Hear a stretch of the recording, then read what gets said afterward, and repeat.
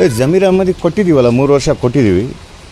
ಈಗ ಸಿದ್ದರಾಮಯ್ಯನೂ ಬಿಟ್ಕೊಟ್ಟಿದ್ದಾರಲ್ವ, ಅದೇ ಥರ ಮುಂದಿನ ಪೀಳಿಗೆಯಲ್ಲಿ ಇನ್ನೂ 6 ಬಾರಿ 8 ಬಾರಿ ಗೆದ್ದಿರೋರು ನಮ್ಮ ಕಾಂಗ್ರೆಸ್ಸಲ್ಲಿ ಹಳೆ ಜನ ಇದ್ದಾರೆ. ಅವ್ರಿಗೆ ಕೊಡದಲ್ಲೇ ಬಿಟ್ಟು ಜಮೀರ್ ಅಹ್ಮದಿಗೆ ಫಸ್ಟ್ ಆದಿತ್ಯ ಕೊಟ್ಟಿದ್ದು ಒಳ್ಳೆ ನಡೆಸ್ತಾರೆ ಅಂತೇಳಿ. ಹೈಕಮಾಂಡ್ ಅವ್ರದ್ದು ಏನೋ ಒಂದು ಕೊಡಬಾರ್ದು ಅಂತ ಯಾರ ಹತ್ರ ಹೇಳ್ಯಾರ.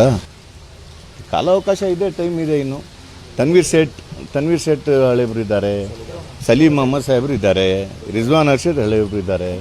ಇವರು ಮೊನ್ನೆ ಒಂದು 10 ವರ್ಷ ಆಯಿತು ಬಂದು. ಆ 10 ವರ್ಷದಲ್ಲಿ 8 ವರ್ಷ ಅಧಿಕಾರ ಸ್ವೀಕರಿಸಿದ್ದಾರೆ. ಅದು ಅವರು ಕಾಂಗ್ರೆಸ್ಸಿಗೆ ಕೃತಜ್ಞತೆ ಕಳಿಸ್ಬೇಕು.